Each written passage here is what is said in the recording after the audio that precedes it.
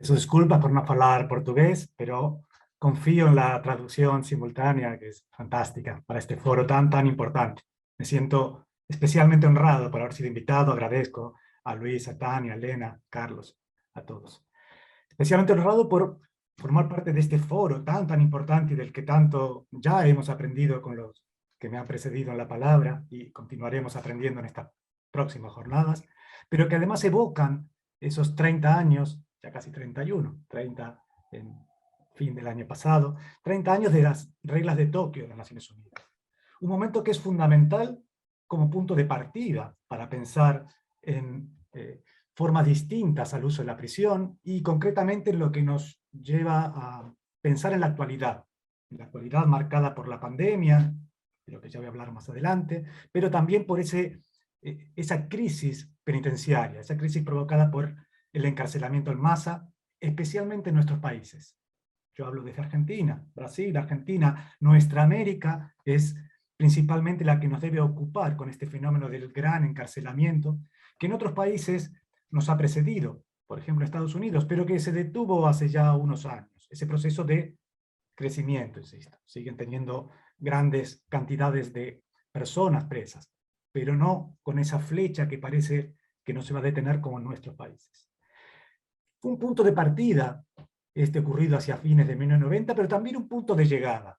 Un momento en el que se recibían reflexiones sobre estas formas alternativas de castigar. E insisto, cuando hablo de alternativas, siempre pensando en esta función reductora del uso de la prisión.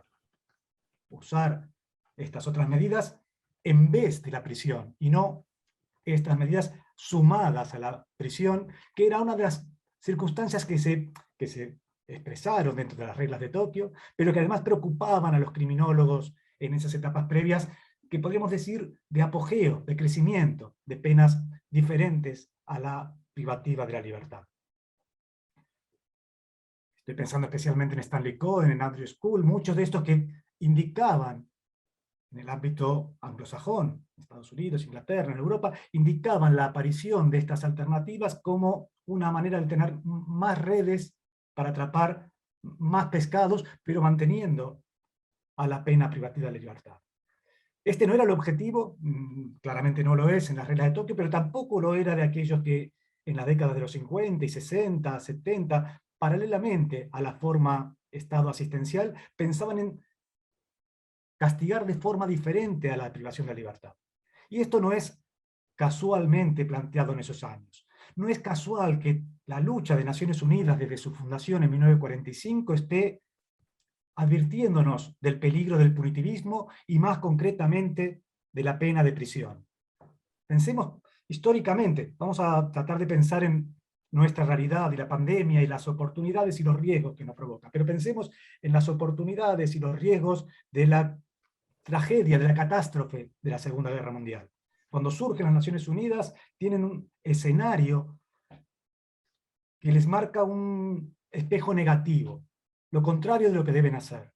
Cuando observan los campos de concentración nazis, dicen tenemos que hacer algo que no se parezca a esto, que sea todo lo contrario. Y esos campos de concentración no habían sido una invención de Hitler o Eichmann, habían sido un desarrollo de ese universo concentracionario. Pensemos en las formas en que fabricaban esas cárceles, los alambres de púa o de espino, los trajes a rayas, que identificaban también a los prisioneros en todo el mundo hasta 1945.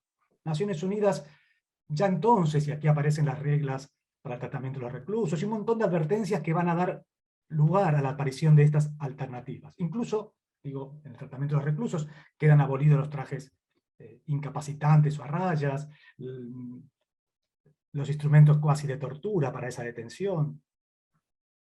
Advierto esto porque probablemente muchos años después, casualmente, cuando surgen estas reglas para también dar un formato legal a esas penas alternativas, parece la sociedad mundial un punto de vista dominante en punto a la penalidad de haberse olvidado de esas alternativas. Ya no trajes a rayas, pero aparecen trajes naranjas fluorescentes, de distintos colores, igualmente estigmatizantes en el país que domina económica y culturalmente el mundo en ese entonces, que son los Estados Unidos de Norteamérica. Estoy señalando una paradoja de 30 años atrás, como conclusión de todo ese desarrollo de un Estado social, integrador, que se traslada en un discurso de los derechos, no solo estas reglas mínimas, sino gran cantidad de declaraciones universales, regionales, que dan cuenta de la necesidad de lograr penas efectivamente resocializantes, y en tanto la prisión no lograba esto, lograr otro tipo de penas que sí persiguiesen esa finalidad resocializadora de la pena. Paralelamente a ese desarrollo que culmina con incluso la constitución, las reformas de las constituciones de nuestra América, Argentina en 94, la brasilera en los años 90 también, ¿no? Incorporando esas declaraciones internacionales de derecho. Esos años 90, que claro, los años se aprietan, parecen estar todos juntos, pero esos años también son los de la aparición de una crisis en ese Estado social, ese Estado integrador, la aparición del llamado neoliberalismo, y como contracara de eso, y tal vez como un olvido de esa ligazón, de esa unión entre punitivismo y nazifascismo, también son años de una vuelta al uso abusivo de la prisión, una vuelta a esa utilización de la prisión, de la pena privativa de la libertad, como solución mágica para los problemas de seguridad globalizada. Esto se advierte principalmente en los Estados Unidos, en esa década de los 90, en esa forma paralela a la regulación de estas medidas alternativas al uso de la prisión.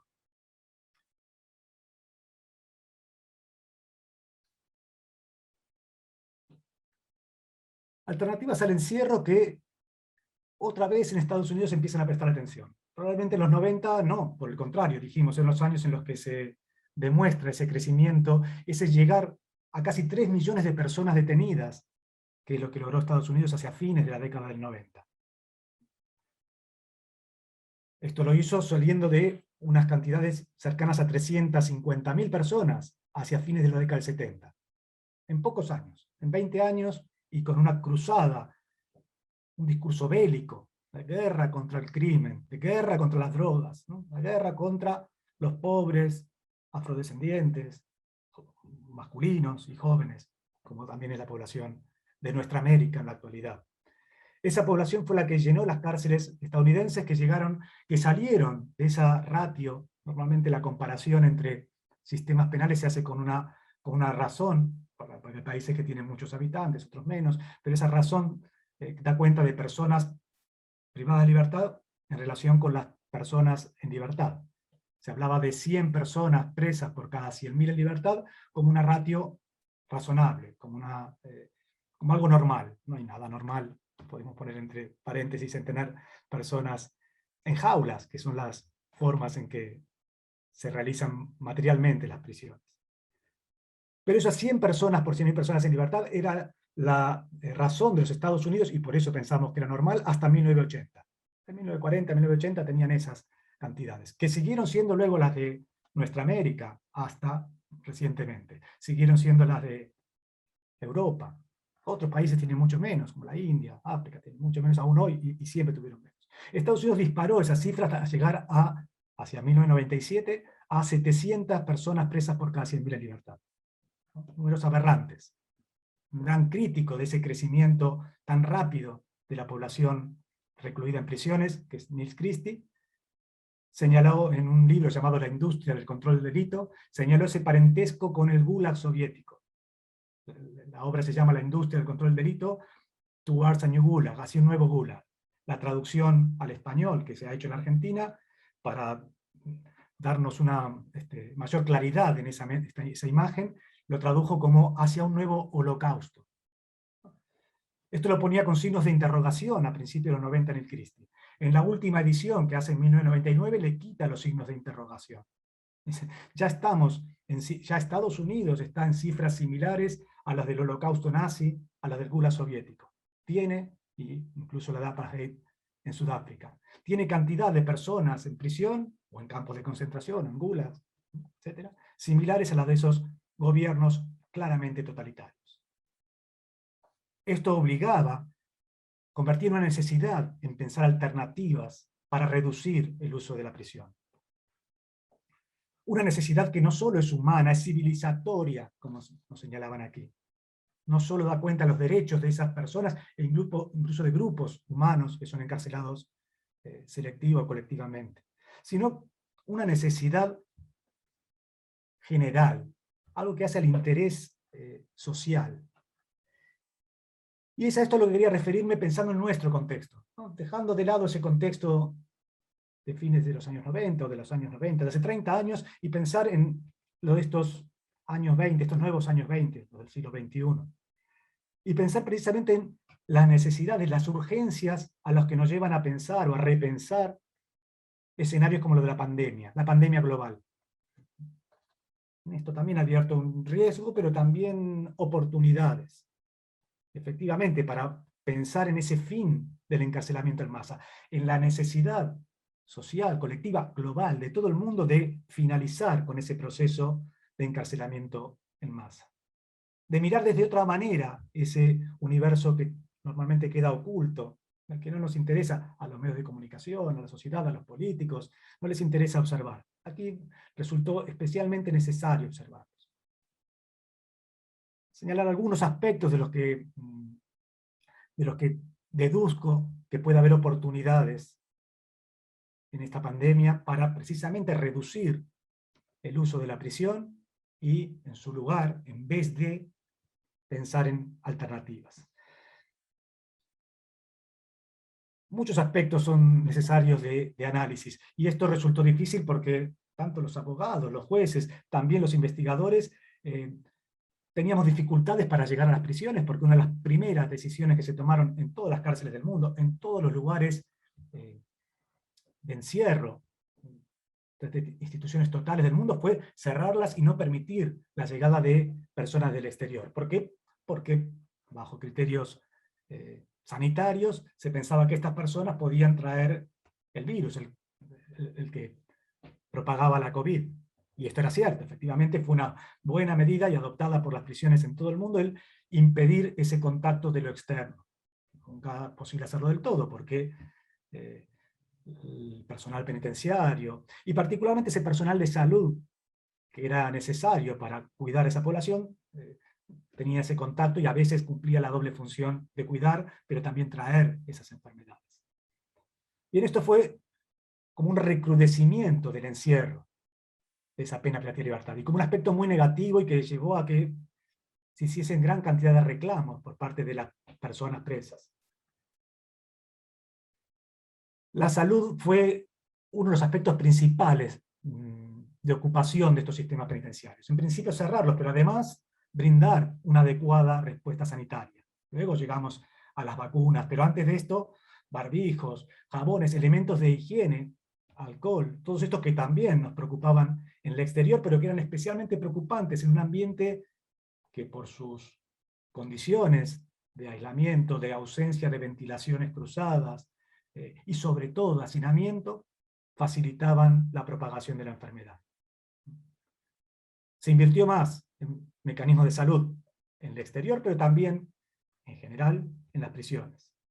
Hubo reclamos por parte de los presos por satisfacer estos derechos. E incluso hubo discusiones acerca de quiénes eran los más idóneos para hacerlo. Había críticas hacia sistemas de salud dependientes de las autoridades penitenciarias, se pedía que sean también los encargados de la salud de toda la población las que brindasen la salud a las personas presas. Este es uno de los aspectos importantes y que merecen mayor atención. El otro aspecto, no quiero abusar con esto, el otro aspecto fue el volver a pensar en la tecnología. Tecnología que resultó otra vez una necesidad y un reclamo por parte de los presos para solventar muchos de los problemas que traía este aumento del aislamiento. El principal de ellos, el cortar la visita familiar. Claro que se quejaban y que traía consecuencias violatorias de derechos humanos, que el preso no tuviese a su abogado, que no tuviese a sus maestros, a sus médicos, a juez. Pero lo más grave para ellos era la afectación, más grave era la falta de contacto con la familia. Esas visitas se cortaron. Fue por eso que se tuvo que asumir, también hay que estudiar cada país, cada sistema penitenciario, cada cárcel, porque cada una de ellas es un mundo diferente. La novela Ana Karenina comienza diciendo que las familias felices son todas más o menos iguales, y que las infelices son cada una de ellas infelices a su manera. El mundo de las prisiones comparte una infelicidad, pero es importante destacar esa infelicidad específica de cada una de ellas, y que necesita que cada una de ellas investigue con rigor. Estoy hablando de generalidades y pido disculpas por esto. Pero lo cierto es que en las que yo conozco al menos se dio cuenta de la necesidad de recurrir a tecnología que ya existía previamente, no tecnología nueva. No, los teléfonos, teléfono celular.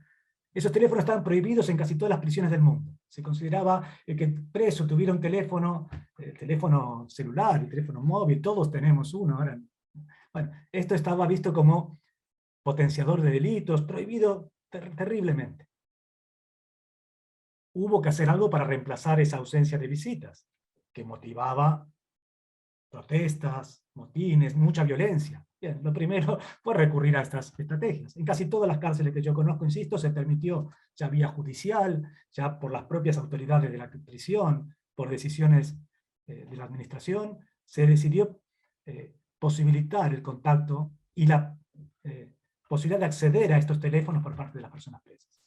Otras tecnologías tienen que ver con este que estamos utilizando en este momento. Utilizar plataformas Zoom, Meet, etcétera, para realizar contactos de la persona presa con su abogado, con su juez. En algunos casos esto llevó a ciertas perversiones, como realización de audiencias, juicios orales, donde todo era virtual menos la pena. La pena era muy real y muy similar a lo que existía anteriormente. Advirtiendo entonces de ciertos problemas de este abuso de la tecnología, lo cierto es que en general la tecnología se utilizó como una forma de paliar, de solventar muchos de estos problemas de incomunicación que fueron obligados por la pandemia y por las medidas de cuarentena o de evitación de esos contagios. Con respecto a la salud hay otros aspectos a tener en cuenta. En general en las prisiones argentinas bajó bastante el número de personas muertas por muerte violenta, habría que estudiar bien por qué, pero aumentó el número de personas muertas por causas naturales, por enfermedades, por abusos de droga, aunque las drogas en general, las drogas ilícitas o ilegales bajaron, sí aumentaron las drogas recetadas, las drogas que enviaban los propios cuerpos médicos para solventar crisis, ansiedades, problemas que tenía también especialmente esa población y en estas especiales circunstancias. La tecnología también cumplió un rol en esta materia de salubridad, podemos decir, pero especialmente lo que hace a las comunicaciones. Y sobre todo para pensar en que esta tecnología podría ser utilizada como alternativa al uso de la prisión. Vamos a ver estos reclamos por el uso de pulseras electrónicas, de tobilleras, ¿no? Formas que podrían reemplazar más eficazmente y sin utilizar a la costosa y poco sanitaria, diríamos, medida de privación de libertad. Poco sanitaria porque el principal aspecto de esto que quería señalar es específicamente el del hacinamiento. La pandemia nos dejó en claro que no es para nada bueno tener muchas personas encerradas en un espacio pequeño. La cuestión del aforo, son palabras que a todos nos suenan ahora, ¿no? Esto de el distanciamiento social, que no es social, es un distanciamiento físico, un metro y medio, la ventilación, y la manera de impedir ese hacinamiento. El hacinamiento es la principal consecuencia de ese encarcelamiento en masa. El encarcelamiento en masa, y sobre todo en nuestra América, produjo, sobre todo en nuestra América, porque no sucedió como en 20 o 30 años antes en Estados Unidos, donde ese aumento de las personas presas iba de la mano de una industria de construcción de cárceles. No, en las mismas cárceles se ponían más personas, y por lo tanto la consecuencia del encarcelamiento en masa en Brasil, en Argentina, en Uruguay, en nuestra América, es la del hacinamiento. Hacinamiento que era, insisto, una palabra crucial en estos años 2020-2021 todavía. Hay que impedir ese hacinamiento para evitar la enfermedad. Pero ese hacinamiento era cuestión de todos los días en nuestras cárceles. Era un problema anterior, una crisis anterior a la crisis del COVID. La crisis anterior a la del COVID indica que teníamos una sobrepoblación penitenciaria en nuestros países. Insisto en nuestros países porque este problema en el resto del mundo empezó, no sé si a solucionarse, pero empezó a decrecer en forma más o menos paralela a la crisis del 2008, a algunas decisiones, muchas de ellas judiciales, por ejemplo, en Estados Unidos. Pero Estados Unidos, el gran encarcelador del mundo, sigue siendo la medalla de oro. Hablaron de Brasil, medalla de bronce. Estados Unidos sigue siendo la medalla de oro, pero ese número atroz que habían llegado para el momento del cambio de milenio, empezó a reducirse hace más o menos 10 años. Sí, muchos dirán, no podía seguir creciendo, habían llegado a tener tantos presos, 3 millones, habíamos dicho, ¿no? Casi un Uruguay de presos en los Estados Unidos. Sí, era muy difícil, pero no imposible. Y sin embargo, ese número empieza a frenarse e incluso a decrecer. Hoy hablan de 600, en vez de 700 presos por cada 100.000, de 600, 610 presos por cada 100.000. Cifras siguen siendo aberrantes, pero que no continuaron con esa flecha. También en Europa, y particularmente los países que eran más encarceladores, Gran Bretaña, Portugal, España, también desde esa misma época empezaron a frenar en ese aumento del uso de la prisión preventiva. Algunos países del Caribe. En nuestra América es particular el caso de Chile. Chile era, otra vez, no en cantidades absolutas, ese millón de personas presas de Brasil es impensable en países que tienen mucha menos población, pero que habían llegado a casi 500 personas presas por cada 100.000 y redujeron notablemente, en forma paralela también estos 10 años, ese número de presos. Y lo redujeron con gobiernos conservadores, ¿no? Gobiernos de derecha.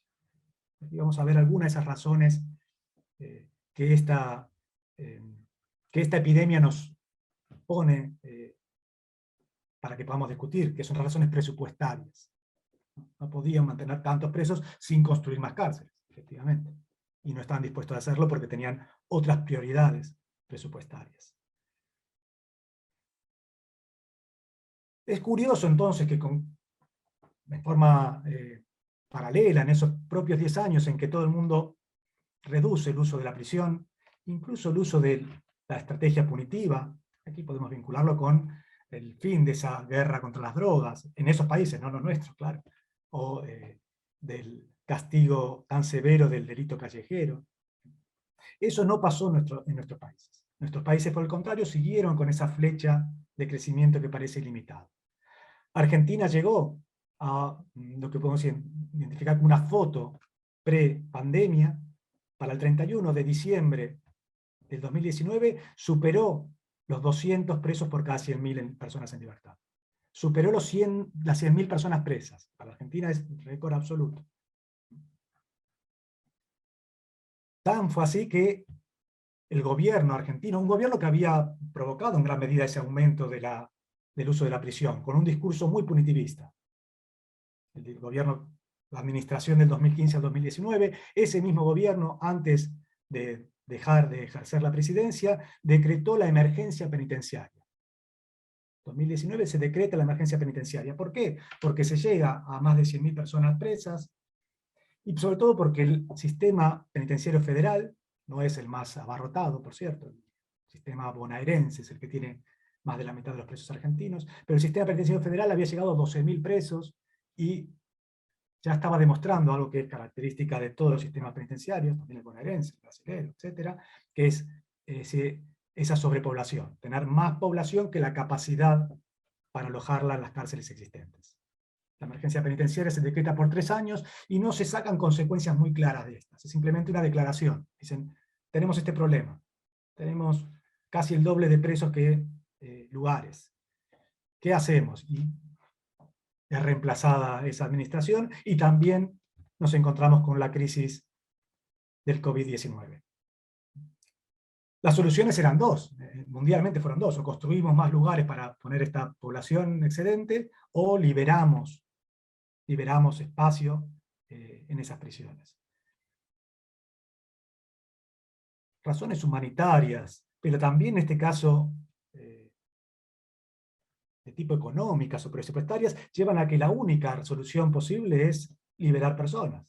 Lograr que estas personas que están detenidas dejen de estar detenidas. Es evidente que frente a otras necesidades, ¿qué construimos? ¿Cárceles o hospitales? Pues hospitales, ¿no? ¿Qué formamos? ¿Penitenciarios o enfermeras? Enfermeras. ¿Contratamos respiradores o máquinas para poner en las puertas y ver si el defensor se olvidó las llaves para entrar a visitar a su defendido. No, respirador, ¿no?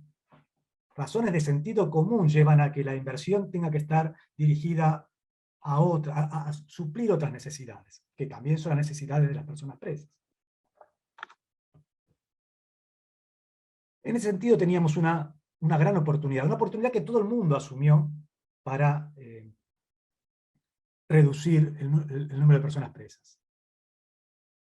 Ahora vamos a hacer aquí como una suerte de compilación de decisiones tomadas por países de muy distinta ideología. Irán, por ejemplo, liberó el 60% de su población. Dijo, no, no puedo darles elementos sanitarios, van a terminar contagiándose, ampliando la enfermedad, contagiando. Bueno, liberar al 60% de la población.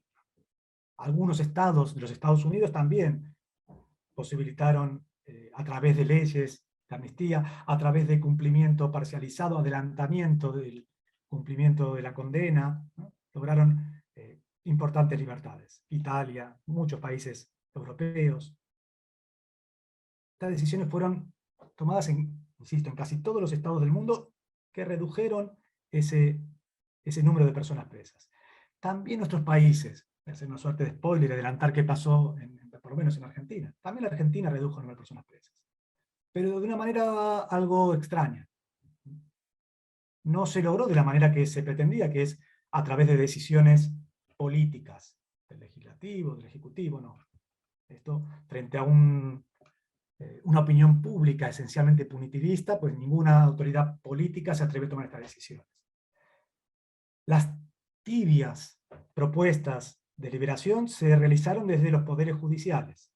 Algunos jueces, frente a pedidos, planteos de los abogados, de los propios presos, teniendo en cuenta la situación de riesgo de la persona por edad, por enfermedades preexistentes, empezaron a solicitar el reemplazo, ya sea de la prisión preventiva o de la condena a la prisión, por otro tipo de medidas, aquellas que posibilitaban estos mecanismos, estas nuevas tecnologías. Esto se hizo muy a cuentagotas. Hubo alguna decisión de tribunales superiores que indicaban a los jueces inferiores que era prudente realizar esas liberaciones, pero ni bien se empezaron a hacer algunas de estas liberaciones, se planteó como un debate en esa opinión pública. Un debate que se politizó y un debate que se perdió, podríamos adelantar también. La opinión pública en general, monitoreada, claramente sesgada su opinión por los medios de comunicación, o quienes opinan desde los medios de comunicación, protestó contra esas pocas liberaciones que estaban realizando, ¿no? Salían a los balcones con cacerolas, protestaban. Nosotros tenemos que estar presos en nuestras casas y ellos, que son todos los malos, van a poder salir, decían en un reduccionismo mentiroso y absurdo. Es por ello que se hicieron incluso planteos de hacer juicios juris a los propios jueces que habían posibilitado alguna liberación. Los jueces dejaron de hacer este tipo de medidas. El Poder Judicial se abstuvo de proceder liberaciones, salvo las que eran obligatorias. Esto es difícil de explicárselo incluso a los medios de comunicación. Hay personas que cumplen su condena, mire, ya pasó todo el tiempo que tenía que estar en detención, tiene que cumplir esta última etapa en libertad. Esto también era protestado. Totalmente falaz, absurdo, gritaban los violadores a la prisión, y gritaban señores que seguramente o probablemente violen a su esposa, a sus hijas, estaban en los balcones. No, no todos los violadores están en la prisión, diría que la mayoría no. Todo el mal se ponía en esos lugares de la prisión.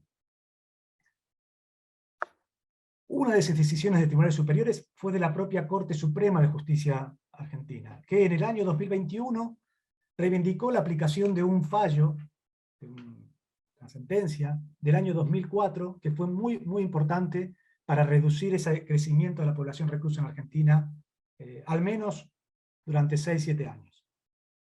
Del 2004 al 2010, ese crecimiento en Argentina se paralizó. No sé si puedo compartir una...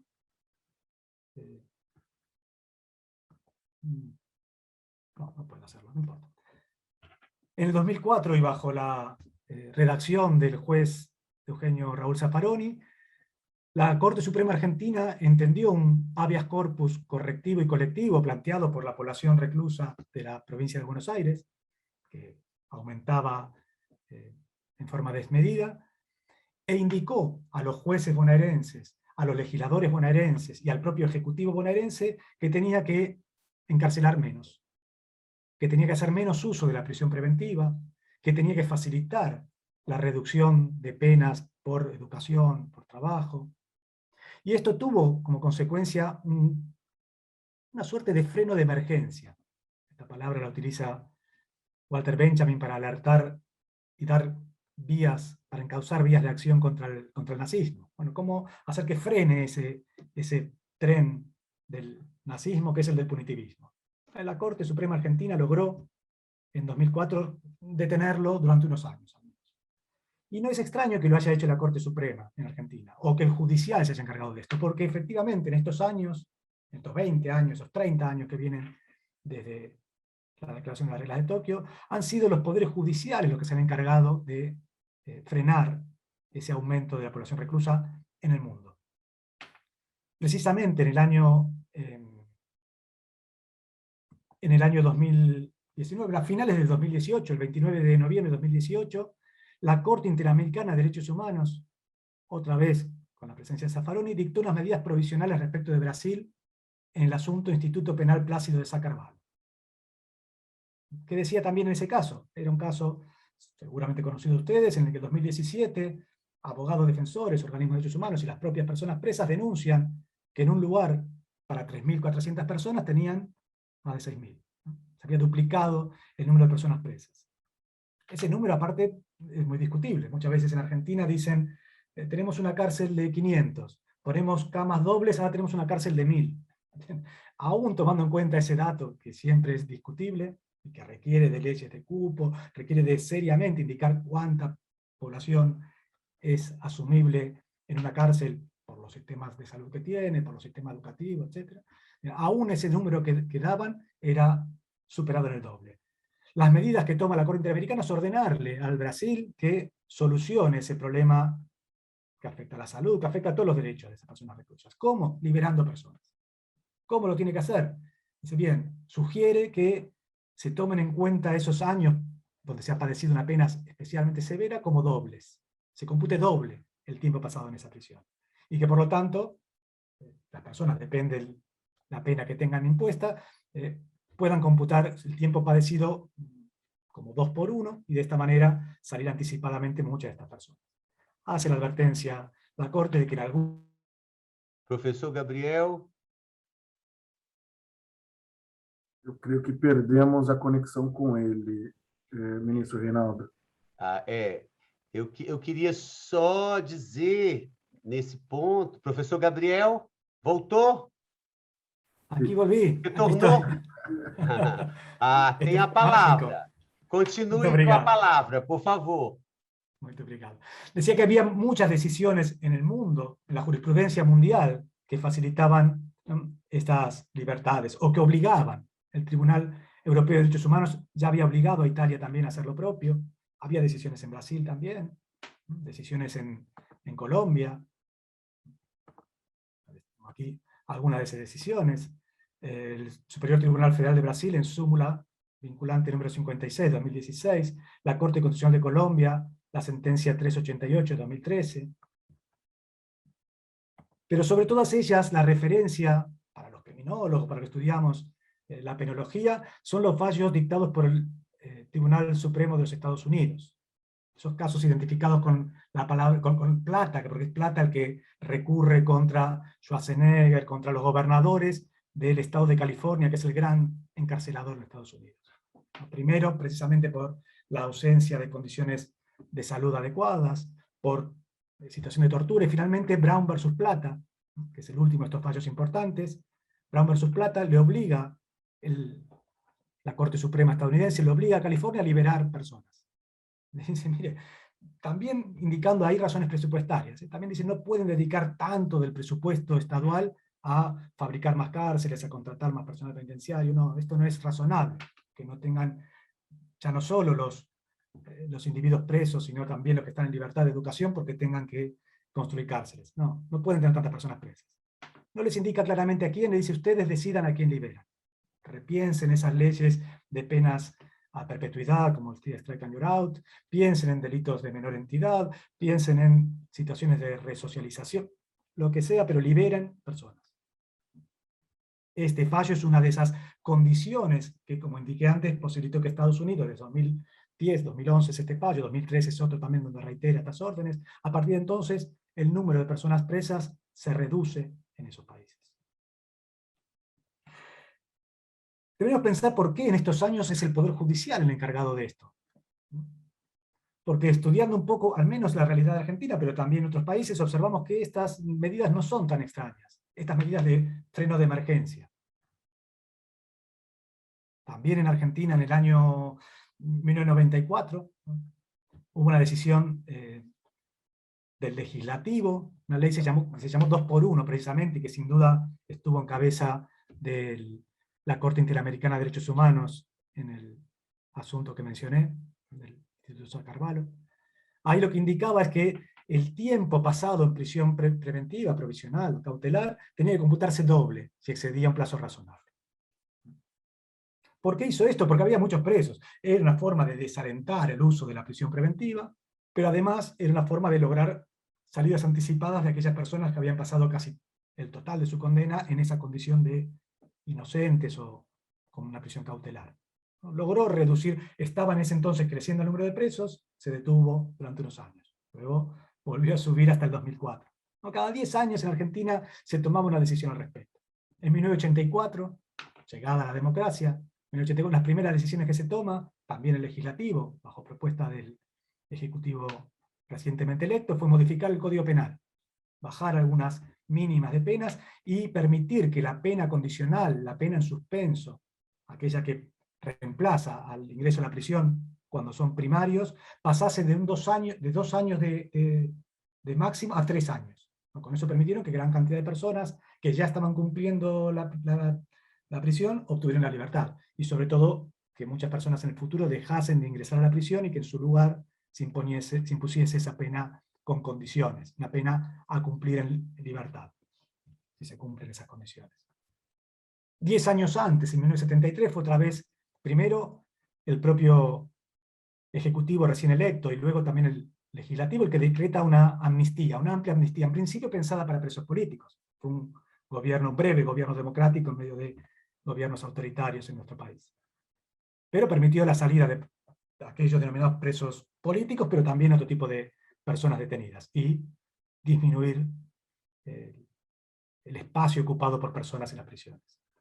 Si vamos hacia años anteriores, veremos que tanto en gobiernos más populistas o gobiernos autoritarios, siempre había alguna forma de utilizar la redención de las penas por trabajo, la lógica resocializadora y la progresividad de la pena. En todo caso, se utilizaban cada tantos años para permitir esa liberación de personas, pero en general decisiones tomadas por autoridades políticas, inspiradas en técnicos, inspiradas en expertos, sugeridas por expertos, pero los políticos se atrevían a adoptar estas medidas.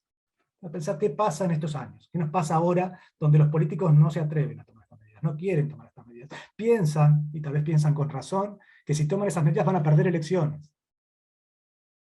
Y por lo tanto, los únicos que tienen cierta capacidad para tomar esas medidas son los poderes que no son refrendados en las urnas, los poderes no democráticos, los poderes que tienen su legitimidad en otro lugar, los poderes judiciales.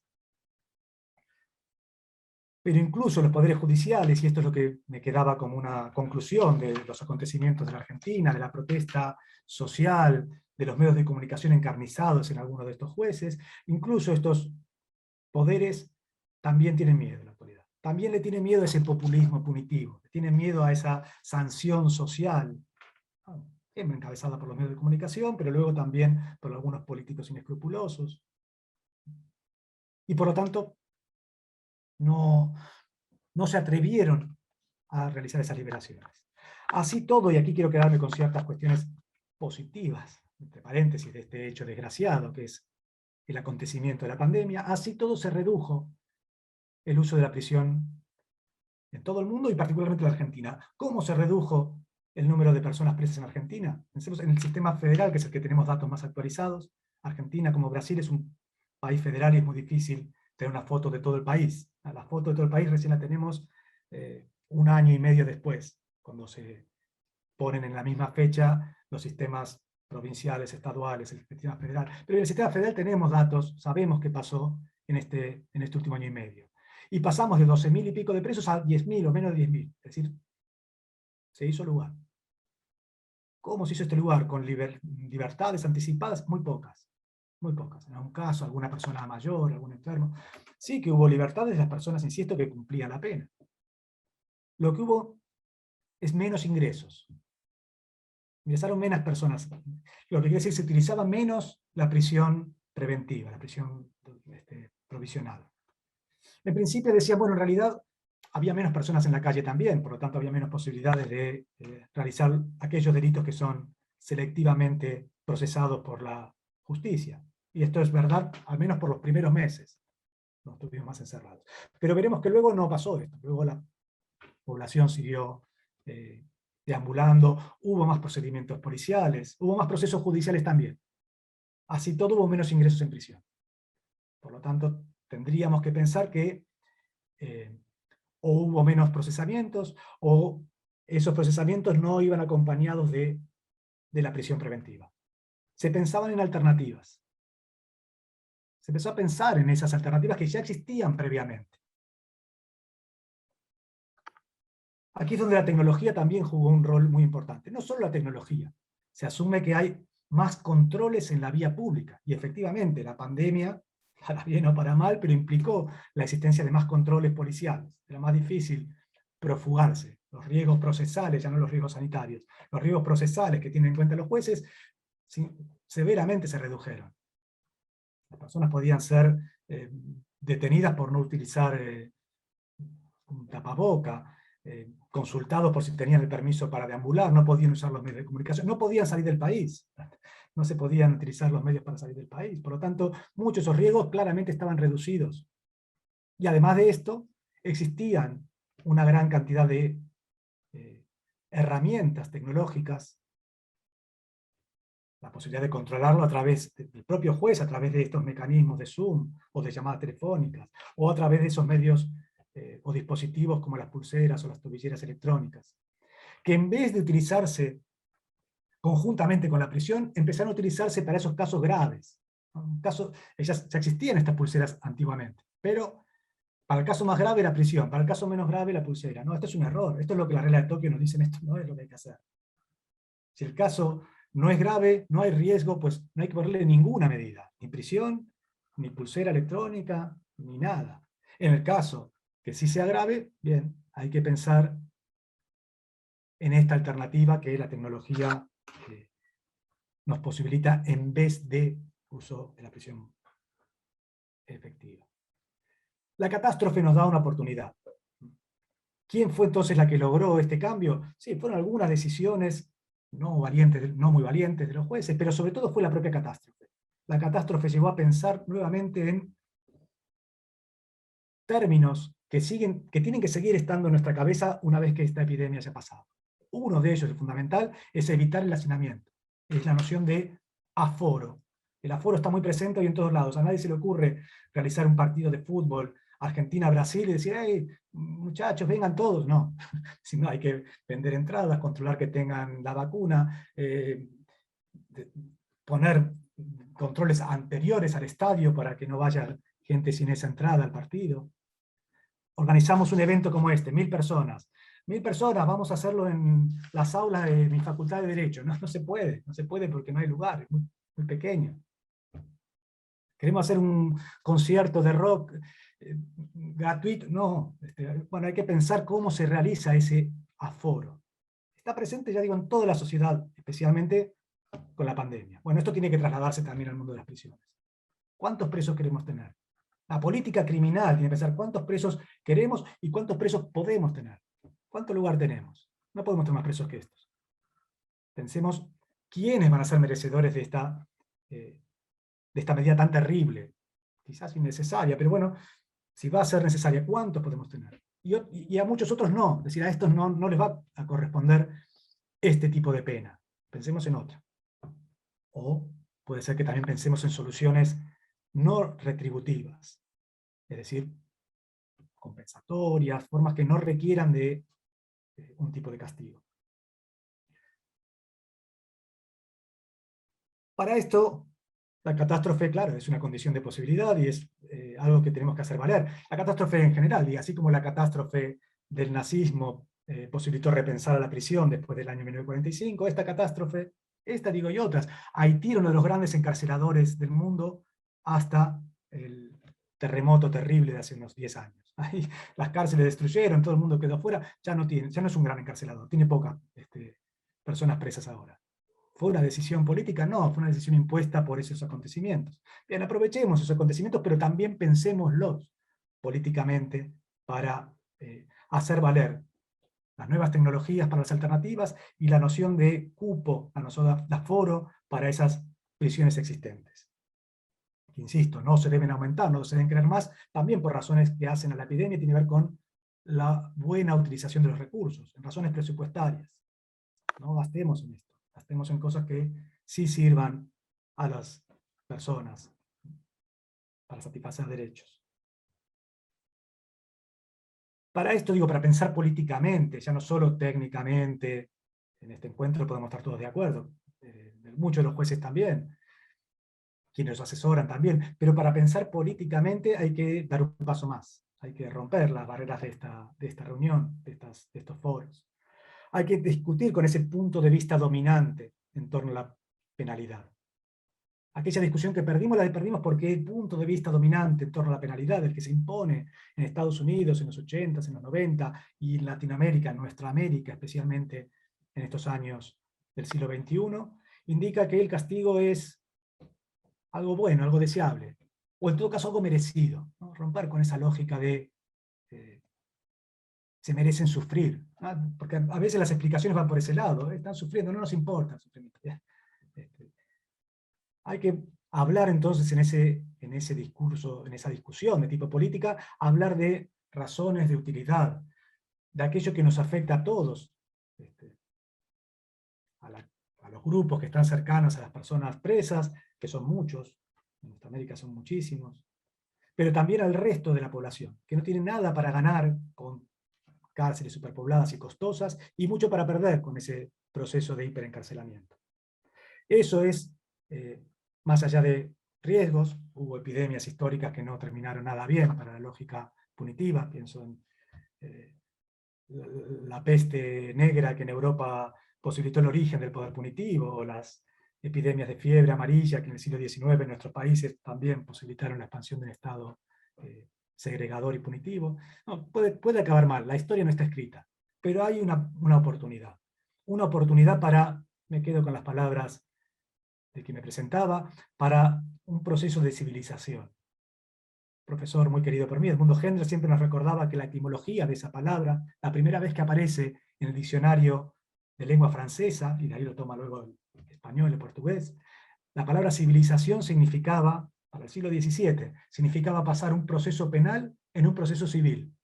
Convertir un proceso que simplemente podía tener una reacción punitiva en un proceso que iba a buscar una solución amistosa, compensatoria, reparadora, más satisfactoria para las partes en pugna.